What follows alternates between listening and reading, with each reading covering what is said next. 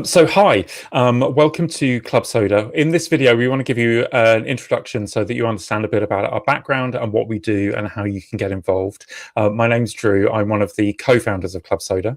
And I'm Laura. I'm one of the other co-founders, and there's another co-founder who you can't see. He's not here today. I don't think we even told him about the recording, did we? I don't think we even let him know. But I guess one of the things to know about Club Soda is that it's not just us. Actually, we're a community of now many thousands of people in the UK and around the world who are committed to the idea of changing our drinking. By becoming mindful drinkers, whether we are going alcohol-free or moderating for the longer term. And that's really at the heart of everything that we do, is helping you make decisions and changes in relation to alcohol that help you live well. Absolutely. And I guess where Club Soda came from is my experience. So I'm from Chard in Somerset.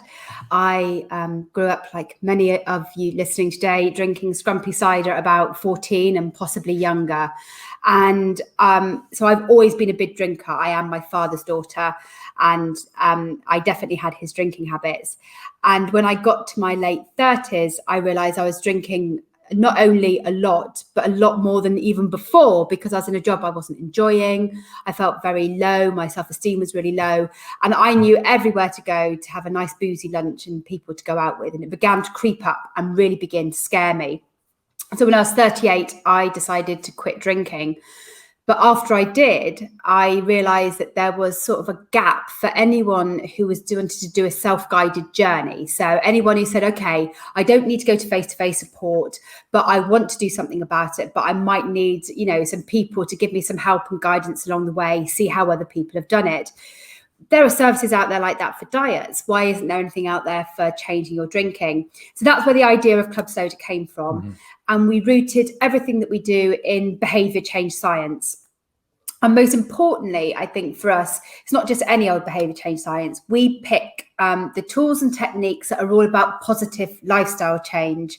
There are other behavior change techniques like, telling you always how alcohol is bad for you, or telling you the consequences of alcohol, or even charging you extra tax on alcohol. They're all behavior change techniques. But we wanted to focus on those that could tell you how you can live your life well without alcohol, that it is all possible, that if you give up drinking, the sky doesn't necessarily fall in. And there are some great lifestyle choices and some great life ahead of you that you can lead. And so that's where our focus is and what we'll share a little bit more about with you today. Yeah, and I guess that's equally true. So one of the things which I'm proudest about Club Soda is that we've created this welcoming space where anyone who wants to change their drinking in any way is welcome. And I guess one of the things that we've learned as we've been going along, so I'm somebody who is a very moderate drinker, Laura is alcohol free, is that actually a lot of the things that you need to know to change your drinking are exactly the same. Whether you're cutting down or taking a break or quitting altogether, actually a lot of the most positive behaviors that can help you move forward in your relationship with alcohol, to come to a place where you're in a happier and healthier relationship with it, and you understand the role that you want it to play in your life. Actually how you change is a less significant issue than the desire to change, and having the tools to change and making positive steps forward day by day is actually the most kind of fundamental thing that you can do, rather than get caught up on whether moderating or going alcohol free works for you. And we'll support you to do both. And that's quite important, actually, because changing your drinking isn't a linear process. I tried many times, not very convincingly, I have to say, to moderate. They were oh my God, I'm never going to drink again. I'm going to drink less next week. And then, of course, as soon as I began to feel better, I drank again. But I don't want a space where people feel excluded because they're experimenting with moderation right now, or they fall off the wagon and are trying to get back on it, or any of those things. I've seen spaces where that's it, people are out the door. And for me, that's not the point, because I think we learn every time we try something new. And that how that develops your self-efficacy is really important. And every attempt to change your drinking in some way, you learn something new. Yeah, and absolutely. For me, that's fundamental. Yeah. So Laura, let's dive a little bit more into your story about your drinking and how you changed. You mentioned Wasn't about that enough before? No, let's talk about. Like I drank cider at 14, and that's where it all starts.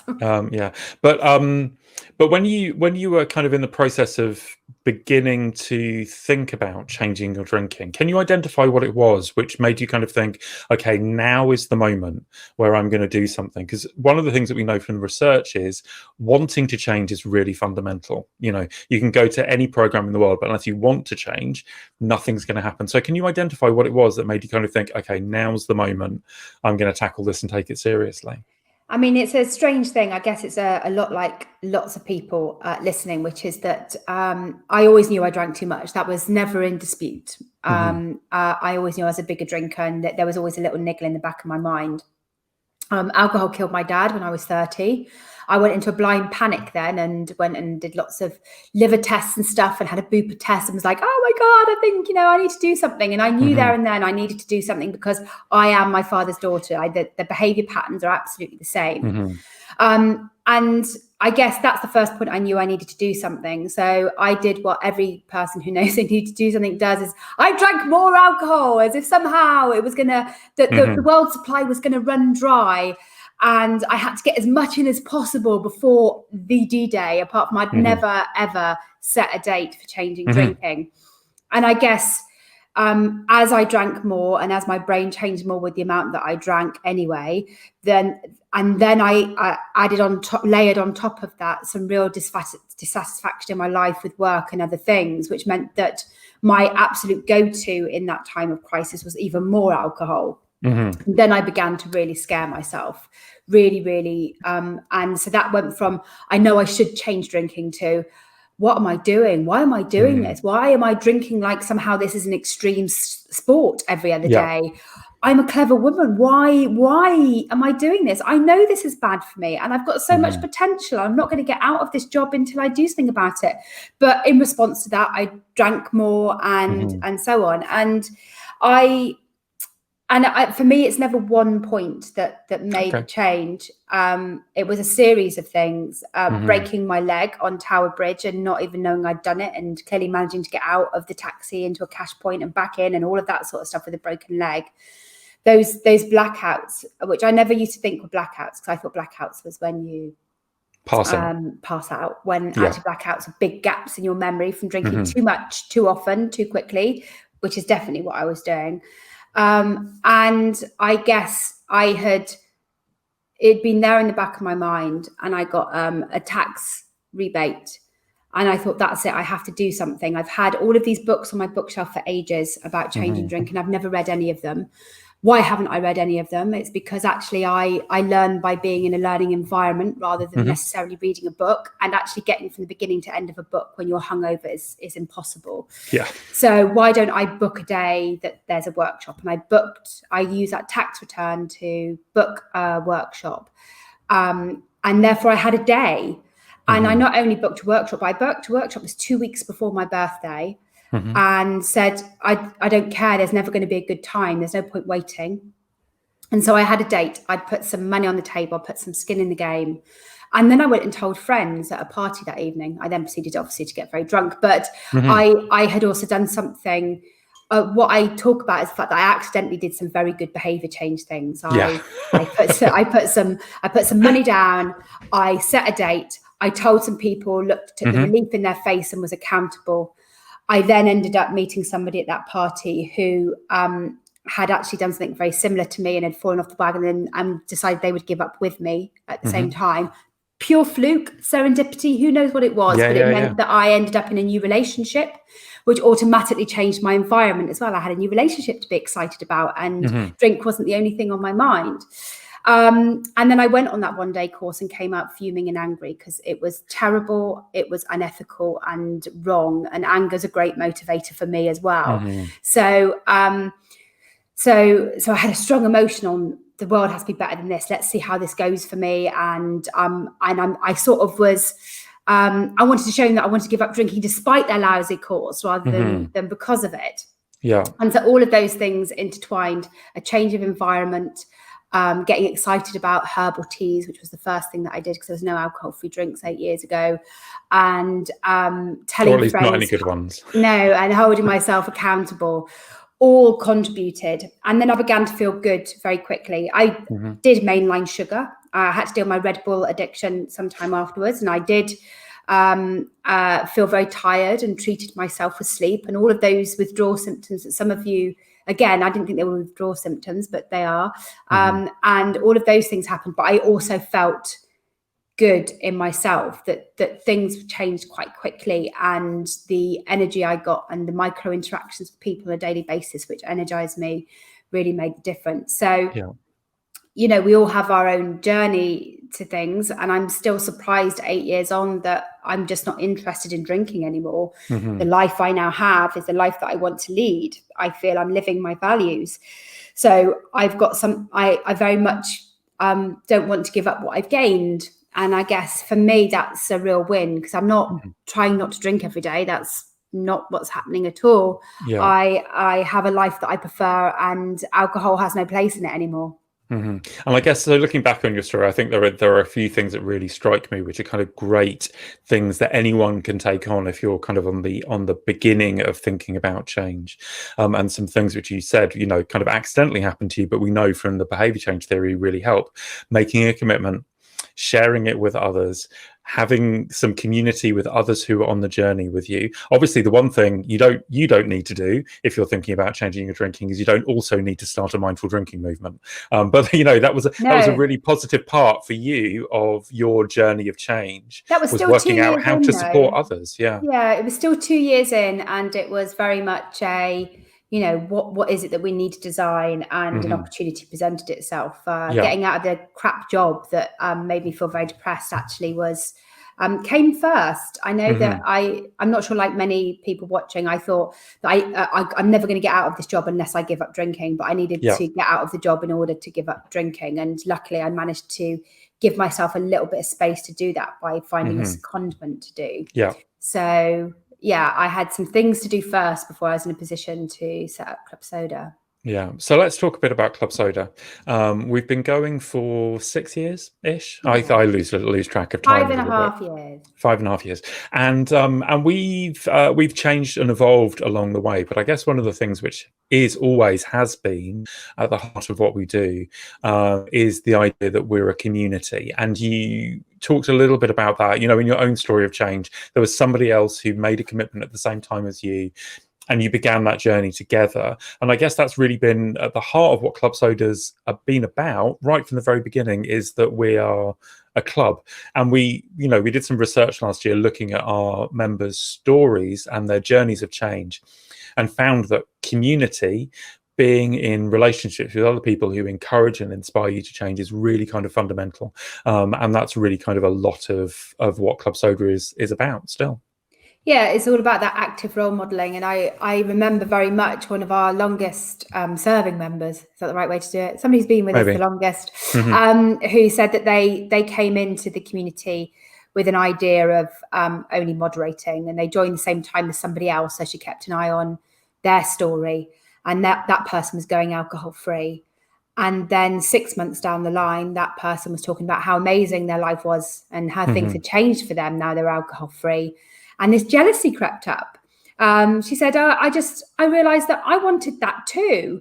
And if I had started at the same time as her, I would have 6 months alcohol free under my belt. And she's having a great life and I'm still having a bit of a shitty life. So why am I not wanting that? And so that's when she decided that moderation and flirting with that wasn't what she was going to do for the moment. She was going to try and get a good stint alcohol free to see if she felt like that other person felt. And I guess that's a great thing when you're in a club with people who are all different stages of their journey. You get to learn from other people who have gone a little bit ahead of you, can tell you what it's like to deal with a wedding without drinking, can tell you how to deal with some of those side effects that you might get from giving up drinking, can help you deal with all those low bits, or those frustrating bits, the bits where other people don't understand why this is important for you. Yeah, absolutely. And I think that's one of the the greatest values that community brings to people, is that there are people in the Club Soda community most likely who have tried to do the thing that you're trying to do right now.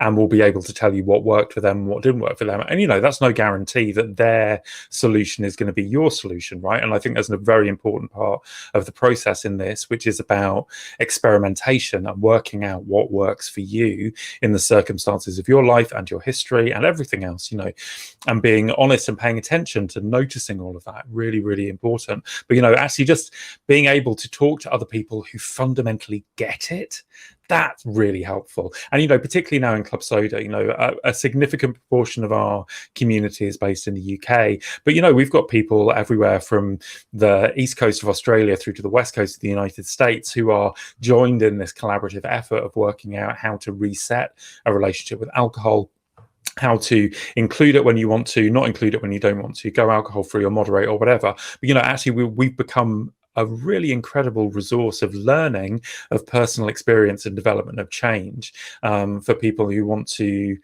problem solve, or just want some encouragement or inspiration, or just, just a sense of connection and comradeship with people who are on the same or a similar path from you. I think really one of the things that we know is that is really fundamental to making change work in the long term.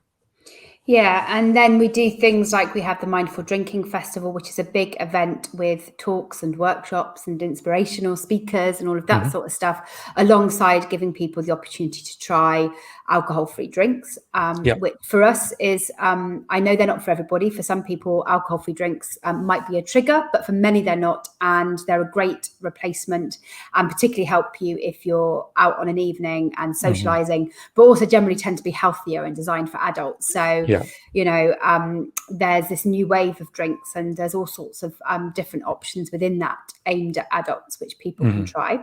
We've actually go on, you go. No, you go. We've actually just done a big online version of the festival, which has been global.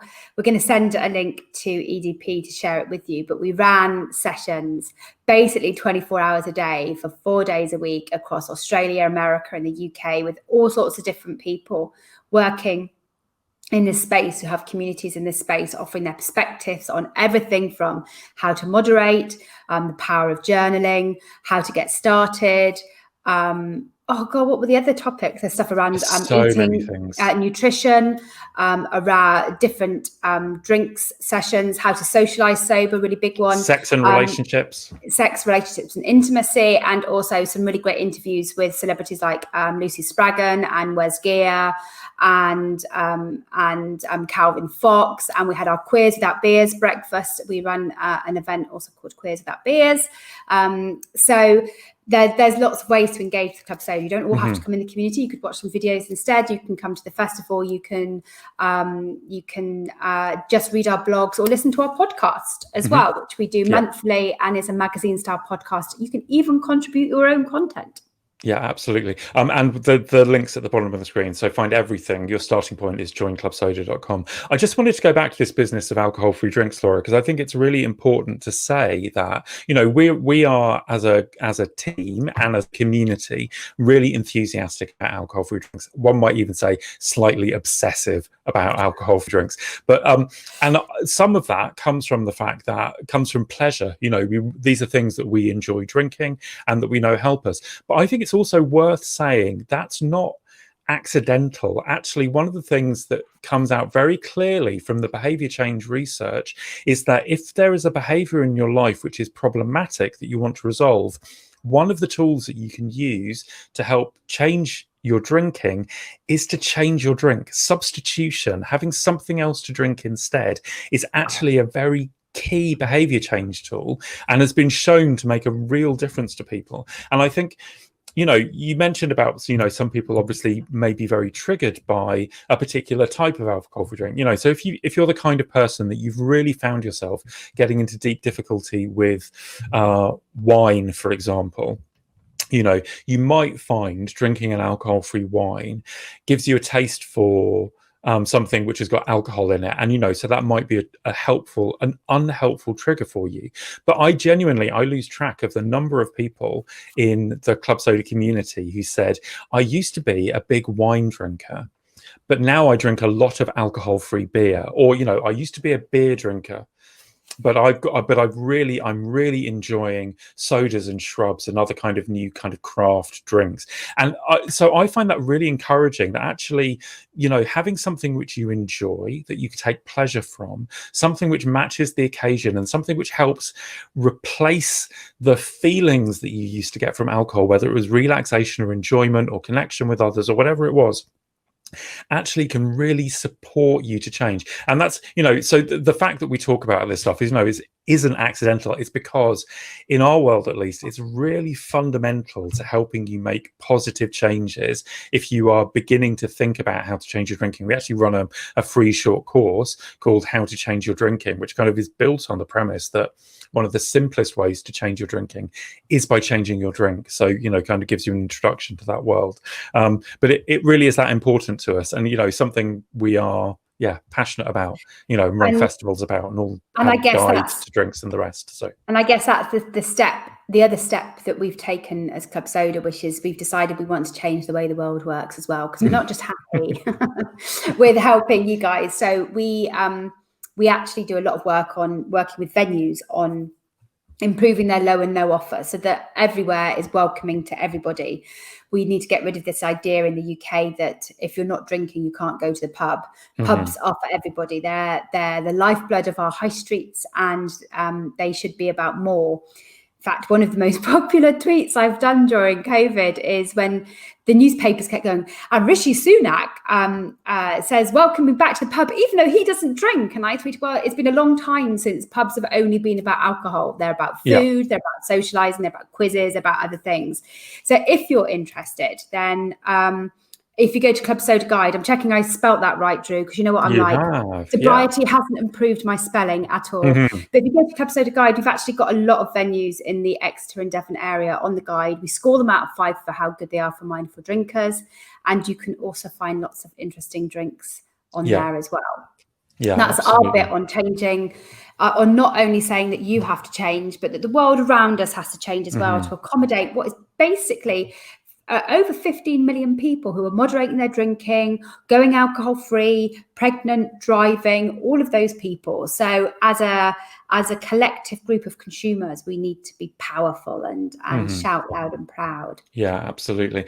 So let's talk a little bit about if somebody wants to get involved in Club Soda, about what we offer. So if I can start that, you're looking curious. I was going to suggest, Drew, that we do a tiny bit of work. Right, bear with. I've just got to go like this. I stole that bear with from you, Drew. That's what I know. Say. Well, I stole it from Miranda. Oh gosh, yes, you did. Yeah. We've written a book. Yeah. How to be a mindful drinker. When I say we, wait a minute. When I say we, me. I mean Drew did it. He's very good with words.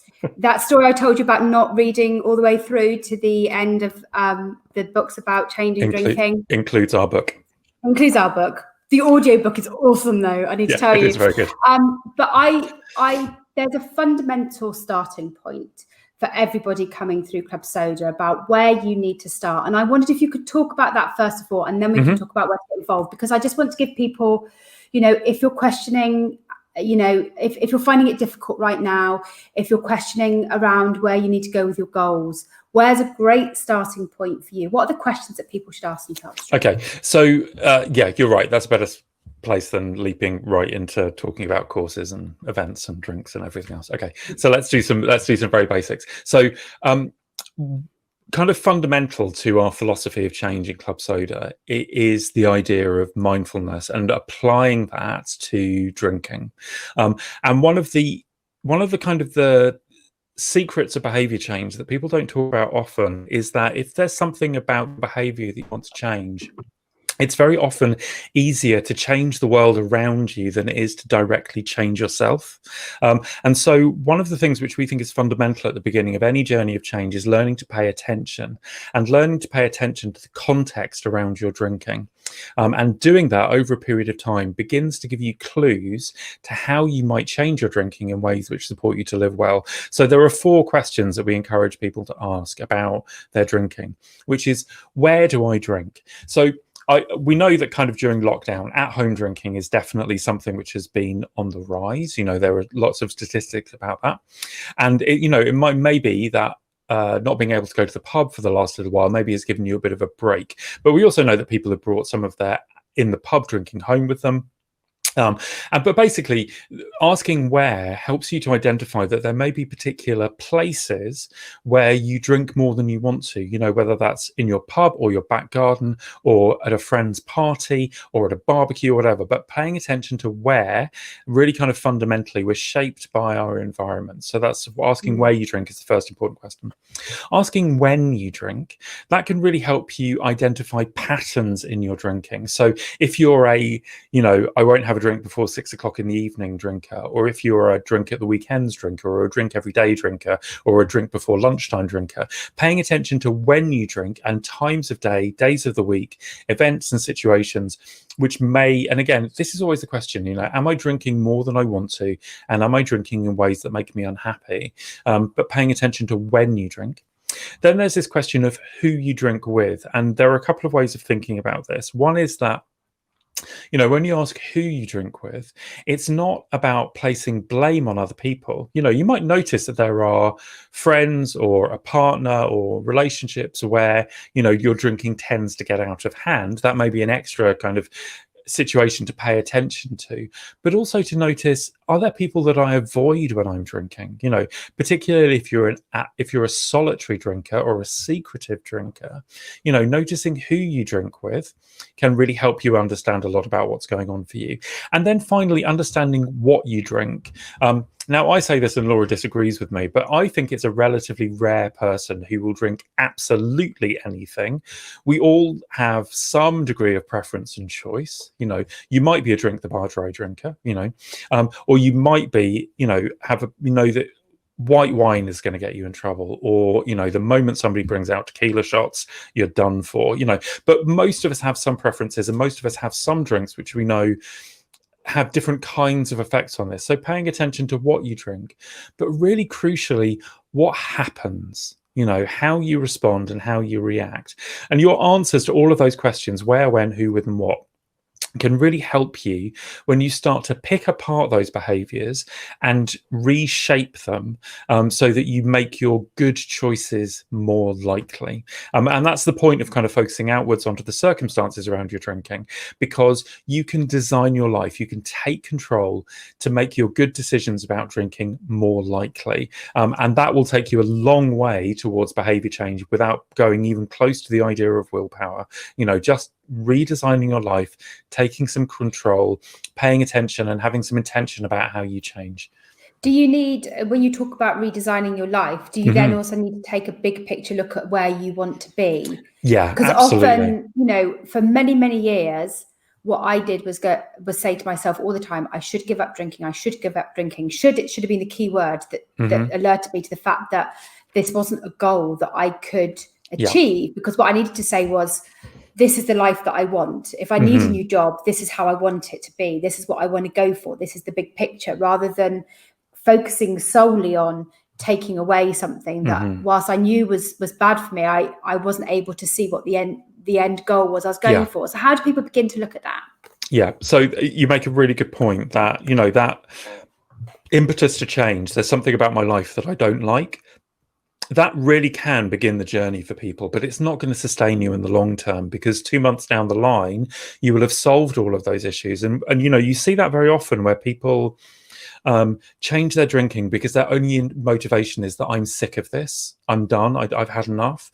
Is that once that issue is past and it's gone and it's resolved, you kind of start finding yourself thinking, oh, maybe I could go back to drinking again. Maybe it was all right. That ambivalence that creeps in. Really scary. Really scary. And actually, so one of the things that we know is that the life that you want is a really key element in thinking about change. So whether you are somebody who is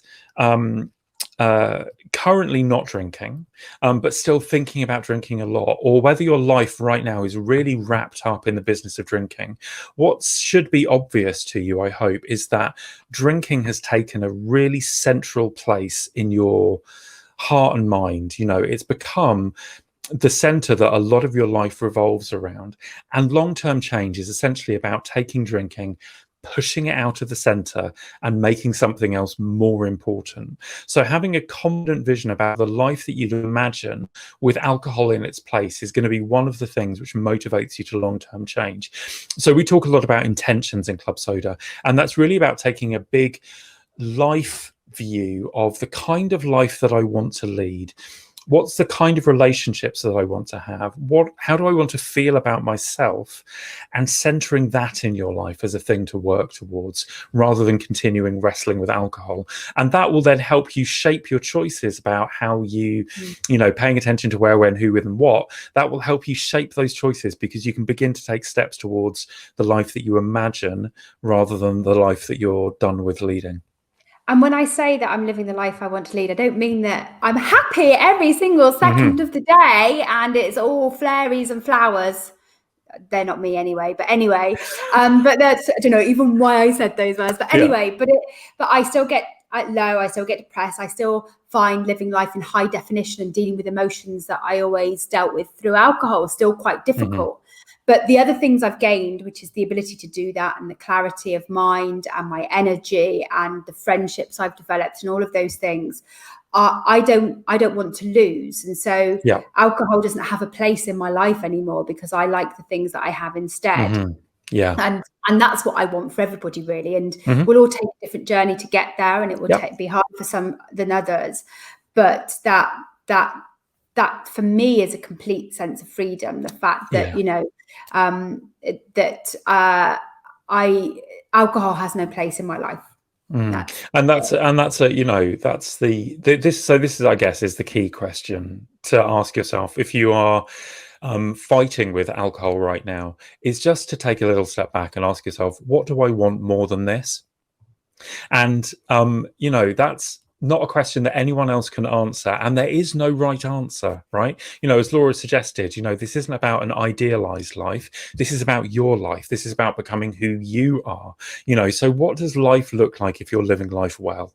You know, and can you center your life around that and then take active steps towards it? That's really at the heart of everything, which really does lead us on to which does putting alcohol in its place, isn't it? Yeah, absolutely. Which does lead us on to, you know, we'll come back round to the thing which I was going to talk about, is the fact that, you know, we offer courses. I mentioned that we've got a free 3-day short course called How to Change Your Drinking. That's really an introduction to the world of alcohol-free drinks, how to make better choices, but also some kind of very key tools and techniques to get you started on a journey of change. And then we've got some courses called, they're all kind of variations on how to drink mindfully. We've got ones if you want to take a month off drinking. We've got courses specifically for people who work in the hospitality or the drinks industry right now.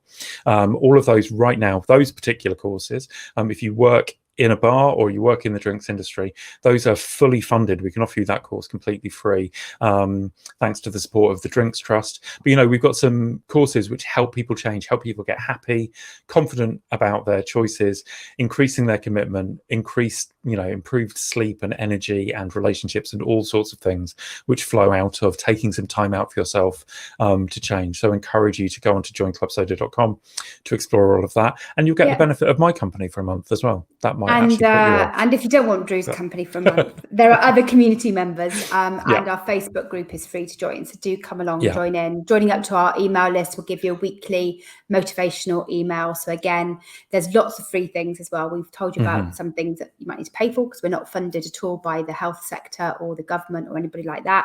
Our book's available on Kindle and on audiobook and all those things, but there's lots that you can engage in that's free as well. So and so thank you for your time in listening to this. I hope that in all of this, what you take away is that, you know, you can change your drinking in a way that works for you. And however you decide, that is, you will find resources, whether that's, as Laura mentioned, our podcast, article, book, courses, but most importantly, you'll find people in Club Soda who can help and support you to change your life, and us. We're here for you. So thanks so much.